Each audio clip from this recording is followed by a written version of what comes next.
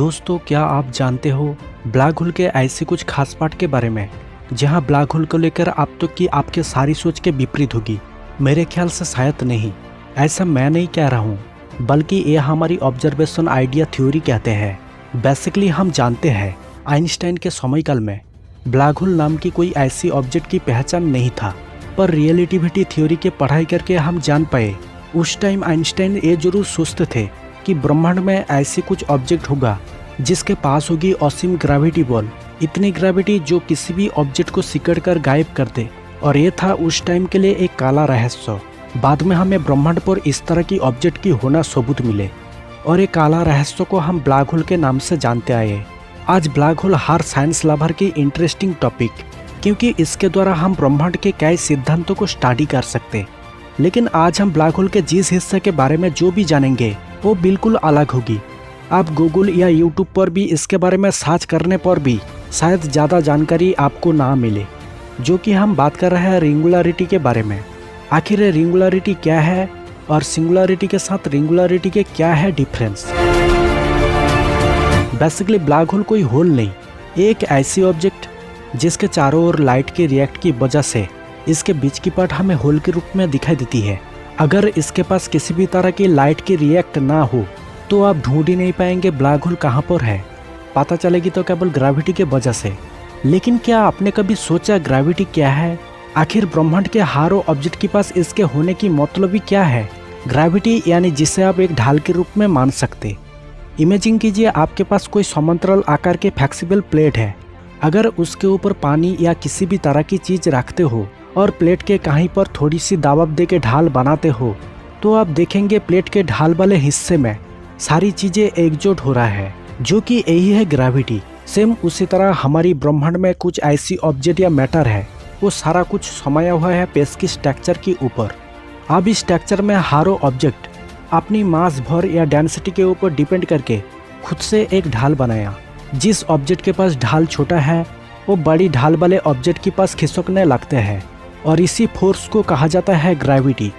ये ब्रह्मांड के हर ऑब्जेक्ट के पास होती है। पर एक मिनट, शायद आप सोच रहे होंगे अगर बाकी में ऐसा है तो एक बड़ी आकार की ऑब्जेक्ट की ग्रेविटी के तुलना में एक छोटी ब्लैक होल की ग्रेविटी इतनी ज़्यादा क्यों?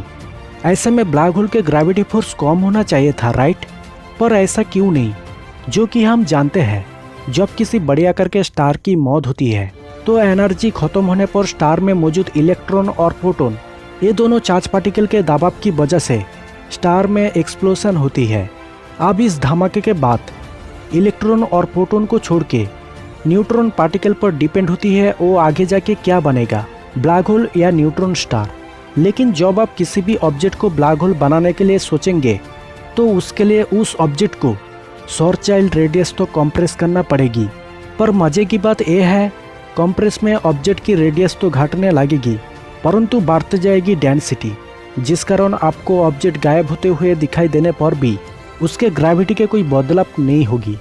तो इस तरह से अगर एक ब्लैक होल में कई ऑब्जेक्ट समाने लगते हैं और उन सभी के डेंसिटी बढ़ते जाते हैं, तब तो एक छोटी ब्लैक होल की ग्रेविटी दूसरी ऑब्जेक्ट की तुलना में कई गुना ज़्यादा होगी ही होगी।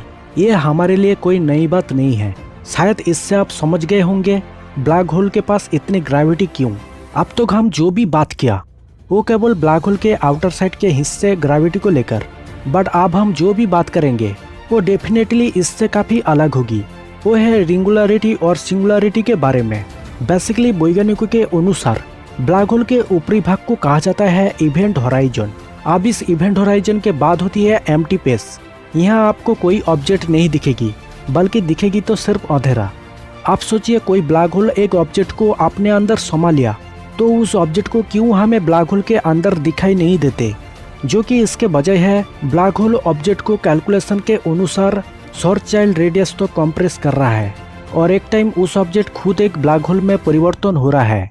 ऐसे में ऑब्जेक्ट की मास गायब होने के बावजूद भी अस्तित्व पूरी तरह मिट नहीं जाते और इसके ग्रेविटी काम आती है ब्लैक होल को ड्राइवेट करने में। ब्लैक होल के अंतिम किनारा जिसे कहा जाता है सिंगुलरिटी, इस पॉइंट का ग्रेविटी होती है इन्फिनिटी। इन्फिनिटी यानी जिसके कोई कैलकुलेशन नहीं है वो चीज़ आखिर कितनी होगा या हो सकती है। बट सिंगुलरिटी से बिल्कुल अलग होती है रिंगुलरिटी। बेसिकली रिंगुलरिटी के बारे में गूगल या यूट्यूब पर सर्च करने पर भी शायद आपको अधिक जानकारी ना मिले, अगर मिलेगी भी तो 3-4 वीडियो या आर्टिकल में। तो ये रिंगुलरिटी और सिंगुलरिटी को देखने पर आपको दोनों की टाइप अलग तरह नजर आएगी। जहाँ सिंगुलरिटी में ब्लैक होल के ऊपरी भाग से अंतिम पॉइंट तक एक शंकुआकार नजर आएगी, वहाँ रिंगुलरिटी में उसके लूप काफ़ी कुछ अलग वर्म होल के जैसे देखने मिलेगी।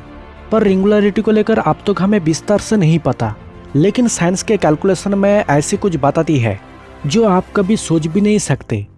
जैसे कि हम पहले जाना, ब्रह्मांड के हर ऑब्जेक्ट समाया हुआ है स्पेस के स्ट्रक्चर के ऊपर। अगर हम इस स्ट्रक्चर को घर की छत या एक प्लेटफॉर्म माने तो यहाँ प्लेटफॉर्म के ऊपर नीचे 2 अलग अलग परिस्थितियों में जिंदगी बीतते हुए दिखेगी, राइट। सेम उसी तरह ब्रह्मांड के लिए यहाँ प्लेटफॉर्म है स्पेस की स्ट्रक्चर, जो कि इसी स्ट्रक्चर के ऊपर डिपेंड करके सारी ऑब्जेक्ट अपनी पोजीशन पर टिकी है। लेकिन बात है इस स्ट्रक्चर के निचले हिस्से में क्या होगा, शायद दूसरी यूनिवर्स। ऐसा तो हम बाकी में इतनी सटीक तरह से कह नहीं सकते, जो कि इसे प्रूव करने की हमारे पास ऐसा कोई थ्योरी नहीं है।